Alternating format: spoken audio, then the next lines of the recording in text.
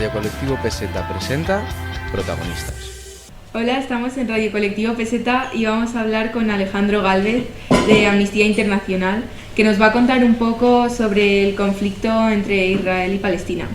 Pero antes de empezar quería preguntarte ¿cómo llegaste a ser activista en Amnistía Internacional? Bueno, un poco por casi formación profesional. Bueno, en primer lugar, muchas gracias a todos y todas por invitarnos y por hacernos parte de vuestro tiempo. Esperamos estar a la altura de vuestro medio. Nada, yo me interesé por el activismo un poco, yo creo, de cara a intentar poner un grano de arena, como todas las personas que nos dedicamos de alguna manera al voluntariado o al activismo, a contribuir a que las cosas fuesen un poco mejor. Y a mí me vino un poco por formación profesional, soy estudiante de criminología, tengo un máster en Derechos Humanos, entonces era como un poco el paso natural siguiente, empezar con este activismo. ¿Y a qué te dedicas dentro de Amnistía Internacional? Pues dentro de Amnistía Internacional estoy en un equipo que a su vez está dentro de otro equipo, que se llama Equipo de Países, y el Equipo de Países tiene a su vez a su alrededor unidades de trabajo especializadas en diferentes regiones alrededor del mundo. Y hay un equipo concreto especializado en Israel y los territorios palestinos ocupados, y ahí estoy. Me dedico un poco a monitorizar toda la información y analizar toda la actualidad de la región y utilizar esa información pues, para participar en planes de campaña, para redactar artículos, informar, participar en planes de incidencia política, etc. ¿Cómo empezó el conflicto? Bueno, nos tenemos que remontar. No es verdaderamente difícil entender a grandes rasgos lo que está pasando, ya sí que te vas un poco al detalle, sí que es difícil a lo mejor de comprender, pero todo esto se remonta a casi no, más de 100 años. Nos tenemos que remontar a la Primera Guerra Mundial en 1916. Los ministros de Exteriores francés y británico firman en secreto unos acuerdos, llamados acuerdos de Sykes-Picot, en los cuales deciden repartirse, sin tener en cuenta, como siempre, ningún tipo de lazo étnico, cultural, histórico de la región, deciden repartirse los territorios que dejaría el Imperio Otomano en caso de ser derrotado en la Primera Guerra Mundial. El Imperio Otomano es derrotado, desaparece, y entonces Francia y Gran Bretaña deciden repartirse los territorios de Oriente Medio en esos acuerdos secretos. Y bajo mandato británico queda lo que entendemos por la Palestina histórica. Antes de esos acuerdos ya había algún flujo migratorio de judíos que estaban repartidos por todo el mundo cuando perdieron cuando fueron expulsados del territorio hace ya miles de años con el Imperio Romano. Empiezan a emigrar antes de estos acuerdos a la Palestina histórica. Y ya después de la Primera Guerra Mundial, con el auge de los nacionalismos primero, después del antisemitismo y después del holocausto nazi, ya hay grandes oleadas migratorias de judíos hacia territorios donde mucho antes que ellos pues vivían árabes. A raíz de eso empiezan a haber enfrentamientos durante este mandato británico de la Palestina histórica, empiezan a haber cada vez mayores enfrentamientos civiles hasta el punto que se desemboca en una guerra civil entre árabes que quieren la independencia y que están en contra del colonialismo occidental, y judíos que de la misma manera consideran por mandato histórico y divino el territorio como propio. Entonces el mandato británico dice: esto no lo podemos controlar, nos queremos ir, y pide ayuda a Naciones Unidas. Y Naciones Unidas en 1947 emite una resolución, que es la 181, si no lo recuerdo mal, /2, por el cual divide el territorio en dos estados, uno árabe y uno judío. Si queréis, intentamos a valorar un poco por qué los árabes rechazan este acuerdo de partición. Pues básicamente, muy resumidamente, en aquella época los árabes representaban el 70% de la población del territorio y tenían el 90% de la propiedad de las tierras, mientras que los judíos constituían un tercio de la población, alrededor del 30%, y tenían un 6,5% de propiedad sobre las tierras. Entonces, claro, el acuerdo de partición que estableció la ONU lo que hacía era otorgar más de la mitad del territorio a los judíos, cuando los judíos representaban, tanto en propiedad de las tierras como en términos de población, notablemente mucho menos que los árabes. Los árabes dijeron que no.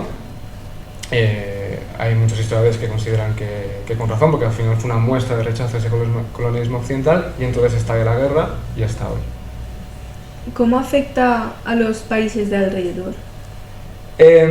Bueno, en aquellos años empezó también a independizarse muchos países árabes, y de alguna manera la causa del pueblo palestino en esas potencias árabes se convirtió en un motivo de unidad. Sí que es cierto que con matices, pero se convirtió en un motivo de unidad. De hecho, durante muchas décadas, lo que estamos entendiendo hoy como conflicto palestino-israelí fue un conflicto árabe-israelí, en el cual las potencias árabes un poco querían luchar contra el colonialismo y el imperialismo occidental, y de alguna manera Israel era visto, se sigue definiendo hoy así, igualmente con matices también lo podemos analizar, Israel es visto como la única democracia dentro de la región. Después de la Primera y Segunda Guerra Mundial viene la Guerra Fría, Oriente Medio se convierte en un tablero de ajedrez en el que las grandes potencias predominantes del momento, Estados Unidos y la Unión Soviética, entienden que quien domine Oriente Medio dominará el mundo. Entonces como que empiezan a establecer una suerte de alianzas para apoyar a Israel contra los países árabes de cara a controlar Oriente Medio y a su vez convertirse en superpotencia mundial. ¿Y los países de alrededor crees que van a acabar como involucrados en la guerra de algún modo? Durante mucho tiempo defendieron la causa palestina y desde hace un tiempo se creía, o sea, Israel está empezando a tener relaciones diplomáticas con estos países árabes ahora, porque durante mucho tiempo los países árabes del entorno no reconocieron a Israel precisamente por la causa palestina. Durante mucho tiempo en política exterior israelí se lleva implantando lo que se conoce como doctrina Netanyahu, que pretende un poco demostrar que efectivamente se puede establecer la paz con estos países árabes del entorno, ignorando completamente la causa palestina o el pueblo palestino. En parte los atentados de Hamas del 7 de octubre, en parte responden un poco a esta doctrina. Lo que buscan un poco es demostrar que no puede haber paz en la región sin tener en cuenta la causa palestina. Que se van a involucrar, hay analistas que consideran que es bastante improbable, aunque hay movimientos cada vez más agresivos en cuestiones diplomáticas por parte de países como Irán o como Siria, pero bueno, habría que ver cómo se van desarrollando los acontecimientos. ¿Cómo le explicarías a un adolescente como yo, que no sabe nada sobre este conflicto, lo que está pasando? Pues bueno, para entender lo que está pasando, a mí me gusta hablar de tres paradojas en este conflicto. La primera paradoja es que Israel dice ser el pueblo, el país representante del pueblo judío. Y la primera paradoja es que todos sabemos lo que en términos históricos sucedió antes de ayer con el holocausto judío, todos sabemos las barbaridades que sufrieron los judíos, y la primera paradoja es que Israel, que dice ser el representante del pueblo judío, está cometiendo a su vez crímenes de lesa humanidad contra otro pueblo, igualmente repudiado como en su momento fueron los judíos, que es el pueblo palestino. La segunda paradoja, para entender un poco lo que está pasando, es que Israel es el primer Estado moderno creado mediante una resolución de Naciones Unidas. Hay resoluciones de Naciones Unidas que no generan obligaciones para la comunidad internacional, pero hay muchas otras resoluciones de Naciones Unidas que sí que pasan a formar parte del corpus legislativo mundial y pasan a formar parte del derecho internacional. La resolución que le concede a Israel el derecho de existir forma parte de estas resoluciones que se convierten en derecho internacional, pero paradójicamente Israel está vulnerando toda una serie de resoluciones que también son obligatorias de esa misma entidad que es Naciones Unidas, que le otorgó el derecho a existir. Y en tercer lugar, todas estas políticas de opresión y de represión y de dominación del pueblo judío sobre el pueblo palestino, que Amnistía Internacional ha documentado y otras muchas entidades y organizaciones de derechos humanos han documentado como crimen de lesa humanidad apartheid, la narrativa israelí justifica estas políticas de opresión basadas en la defensa de su seguridad. Y es cierto, existen problemas muy notables para la seguridad de Israel que proceden de los territorios palestinos que ocupa. Pero, paradójicamente, esos problemas para la seguridad de Israel son provocados por las políticas de opresión provocadas que proceden de los diferentes gobiernos a lo largo de la historia de Israel. Y cuando esas políticas de opresión generan violencia armada, vuelve a invocarse el concepto de la seguridad nacional y la defensa de su seguridad para seguir provocando más opresión y más represión, que a su vez se traduce en más violencia por parte de los territorios que ocupa. Y un aspecto clave también del conflicto para entender lo que sucede es que, a pesar de la narrativa israelí, el fundamento último de esas políticas de opresión por parte de Israel no es tanto la defensa de su seguridad como conseguir una mayoría demográfica judía sobre la Palestina, que le permita establecer un Estado judío. Has mencionado que Israel le dieron derecho a existir. ¿Podrías explicar qué significa exactamente? Claro, al final, normalmente la construcción de las fronteras de los diferentes países se sucede a lo largo de la historia, a lo largo de los siglos. En el caso de Israel, hay mucho sentimiento de culpa por parte de la comunidad internacional por no haber podido impedir ni evitar el Holocausto. Entonces, a raíz de una situación sin precedentes que se generó en la región, Naciones Unidas consideró que había que darle, y por los desagravios históricos, ya no solo durante el Holocausto, sino los desagravios históricos que ha sufrido el pueblo judío a lo largo de la historia, Naciones Unidas consideró que había que darle a los judíos un Estado propio. Y de ahí que le concediera ese derecho a existir a través de la resolución, pero Naciones Unidas igualmente le reconoce al pueblo palestino el mismo derecho a existir, porque hay resoluciones de Naciones Unidas que abogan por la autodeterminación del pueblo palestino, algo que Israel está constantemente negando. ¿Cómo era la vida en estos países antes del conflicto? Pues en la región de la Palestina histórica, la convivencia nunca ha habido una etnia homogénea como tal, siempre ha habido diferentes religiones y la convivencia, en términos generales, podríamos decir que fue notablemente pacífica. Sí que es cierto que nunca ha sido una región autónoma per se, porque siempre ha estado, bien por antiguos imperios o bien por el colonialismo de las potencias occidentales, nunca ha tenido una autodeterminación como tal. Y ya a raíz de la llegada de los judíos y los enfrentamientos entre palestinos y judíos, pues la convivencia empezó a romperse hasta el día de hoy. El territorio de Gaza ahora mismo hay mucha polémica sobre si está ocupado o no. ¿Qué podrías contarnos sobre esta polémica?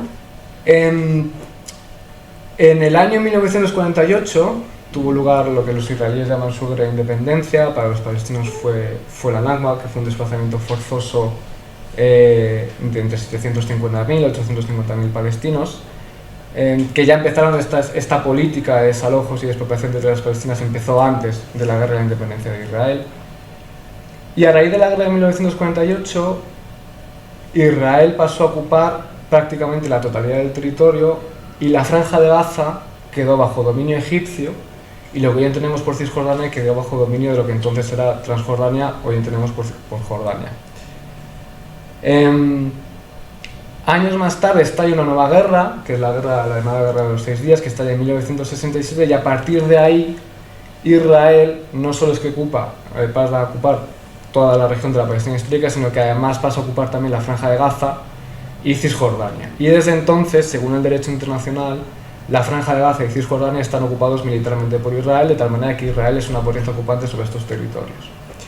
Es cierto que en el año 2005-2006 Israel se retira de la franja de Gaza, había desarrollado incluso asentamientos en el norte de la franja, pero mantiene un bloqueo que ya existía antes de la retirada física de Israel de lo que es la franja, pero mantiene un bloqueo por tierra, mar y aire de la franja de Gaza. Y por esta razón hay resoluciones del Consejo de Seguridad de Naciones Unidas que consideran que por esta razón la franja de Gaza es un territorio ocupado militarmente por Israel.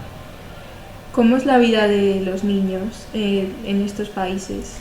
Bueno, en general la vida, concretamente en la franja de Gaza, la situación humanitaria antes de este conflicto, de este bombardeo indiscriminado, la vida humanitaria en Gaza era muy difícil. Estamos hablando de datos demoledores como que el 90% de los recursos de acuíferos de Gaza no son agua potable porque son aguas residuales, apenas tienen control sobre las tierras de la manera que no pueden dedicarse a la agricultura, necesitan constantemente ayuda humanitaria. Creo que la cifra oscilaba alrededor de los 500 camiones diarios para satisfacer las necesidades humanitarias de Gaza. Entonces la vida en Gaza es muy difícil. Incluso el secretario general de Naciones Unidas ha definido Gaza como la prisión más grande sobre la tierra y ha definido Gaza como el infierno sobre la tierra. Y luego en Cisjordania la vida también es muy difícil, tanto en Cisjordania como para los palestinos que viven en Israel. La vida es tremendamente difícil porque están sometidos a un régimen de discriminación con respecto a la población israelí judía. En Cisjordania viven, creo que 3 millones de palestinos, completamente segregados entre sí y separados de Israel. Y dentro de las fronteras de Israel hay alrededor de 2 millones de palestinos, más de la mitad viven bajo el umbral de la pobreza. ¿Y por qué vive tanta gente en la Franja de Gaza si hay esta situación tan mala? Porque después de las guerras de 1948 y 1967 se generaron cifras muy grandes, tanto de desplazados dentro de las propias fronteras de Israel y de palestinos, como a las fronteras de otros países de refugiados palestinos. Muchas de las personas que componen hoy la población de Gaza son refugiados de estas guerras y nunca han podido salir de la franja porque Israel en 1967 bloqueó completamente los accesos. ¿Y cómo podemos, como a nivel de país en España, ayudar sin involucrarnos directamente en el conflicto?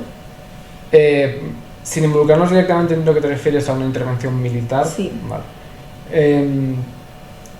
Lo primero es reconocer un poco lo que está sucediendo en la región y ese sistema de dominación israelí sobre la población palestina, que es constitutivo de un crimen de lesa humanidad de apartheid. El primer paso que no solo España, la comunidad internacional en general debería dar sería reconocer que efectivamente lo que está sucediendo es apartheid y empezar a actuar en consecuencia. Existen toda una serie de recursos diplomáticos y de sanciones selectivas que la comunidad internacional pueden hacer valer de cara a meter presión a Israel para que ceje en ese sistema discriminatorio. Es muy interesante que eso esté pasando justo ahora, entendámonos, porque venimos de unos años donde el conflicto de Ucrania ha ocupado la agenda mediática internacional y el conflicto de Ucrania precisamente ha demostrado que cuando hay la voluntad política adecuada se puede movilizar toda una serie de resortes internacionales para meter presión a un país que está vulnerando el derecho internacional, que en este caso es Rusia. Con Israel no se está haciendo por diferentes motivos, entonces lo que demuestra el conflicto de Ucrania es que lo que se está haciendo en Ucrania se puede hacer también con Israel. Y a nivel individual, ¿cómo podría, pues, por ejemplo, un adolescente como yo ayudar en algo? Hombre, la mejor manera que se me ocurre es mostrar interés en lo que está pasando e intentar comprender un poco el por qué venimos y por qué estamos en esta situación y no asumir o intentar ver con espíritu crítico las informaciones que nos van llegando. Entre Israel y Palestina ha habido varios intentos de paz, pero estos intentos de paz han sido boicoteados por los grupos y dirigentes que o bien están gobernando de facto en Gaza, como es Hamas, o bien están gobernando directamente por elecciones democráticas en Israel. Entonces, intentar cuestionar las narrativas pro-israelíes que justifican todo lo que está haciendo Israel y, por supuesto, entender que la causa palestina tampoco justifica el asesinato indiscriminado de civiles israelíes. Y con iniciativas como esta, por supuesto. Bueno, ¿tienes algo más que añadir? Muchas cosas. Podría estar aquí hablando durante horas de todo esto. Simplemente tenemos que tener en cuenta que lo que está sucediendo, lo que lleva décadas sucediendo, viene de un sistema de opresión y de represión sobre el pueblo palestino, que es constitutivo de un crimen de lesa humanidad de apartheid, y que por supuesto los grupos armados palestinos también han cometido crímenes de guerra, pero si hay algún mensaje que me gustaría que nos quedásemos es que si quitásemos al grupo terrorista Hamas y a la Franja de Gaza de la ecuación de este conflicto, seguimos teniendo el problema de base, que es una ocupación militar israelí. Y entender que no va a haber paz ni seguridad nunca, ni para palestinos ni para israelíes, hasta que no se ponga fin a esa ocupación militar por parte de Israel y a ese sistema de discriminación de Israel sobre la población palestina. Bueno, ¿hay alguna pregunta? Yo sí tendría una. Sí. Yo soy en falta a la OLP y al Fatah. Sí, claro. Claro, una de las grandes dudas que hay respecto a todo este conflicto es entender un poco quién gobierna exactamente en Palestina. Cuando hablamos de Palestina es a qué nos referimos por Palestina y a quién nos tenemos que dirigir como gobierno legítimo de Palestina. Palestina hoy por hoy está dividida en tres grandes regiones. Una es la Franja de Gaza, otra es Cisjordania, ambas bajo ocupación militar israelí, y otra es la población refugiada palestina, que está dividida en campos de refugiados localizados en 3 países, que son Siria, Jordania y Líbano. Después de la Primera Guerra de 1948, la resistencia palestina acaba en otros países y creo recordar que es en Kuwait, se forma la primera organización política con un brazo armado para un poco intentar aglutinar de nuevo las diferentes facciones que defienden un Estado palestino libre. Esta organización se llama Fatah y la crea un líder palestino llamado Yasser Arafat. En 1964, los países árabes de la región, que también defienden la causa palestina, aquí el principal promotor fue Egipto, entienden que es necesario, esto fue, digamos, el Fatah fue una suerte de partido político con un brazo armado, pero los países árabes del entorno entienden que es necesaria una representación internacional de la causa palestina y crean una organización llamada Organización para la Liberación de Palestina en 1964, pero al margen de la creación previa de Fatah. De hecho, el líder de Fatah, Yasser Arafat, de alguna manera entiende o no ve del todo con buenos ojos la creación de la Organización para la Liberación de Palestina, porque entiende que es una intención por parte de países árabes de controlar un poco la causa palestina, pero bueno, esto ya son conflictos internos también dentro del propio movimiento palestino. Entonces la Organización para la Liberación Palestina se convierte en una suerte de conjunto de facciones y de partidos políticos que defienden la creación de un Estado palestino. Y en la década de 1970, creo que es 1974, la Organización de Naciones Unidas reconoce a la Organización para la Liberación Palestina como una suerte de gobierno palestino, aunque sobre el terreno los representantes legítimos de Palestina es otra organización, una suerte de gobierno transicional llamada Autoridad Nacional Palestina. ¿Algo más? Sí, yo quería preguntar cuál es el papel de Amnistía Internacional en todo esto, qué puede hacer, qué está haciendo. Bueno, Amnistía Internacional, vaya por delante, Amnistía Internacional no es una organización competente para decidir cuál es la mejor solución para este conflicto.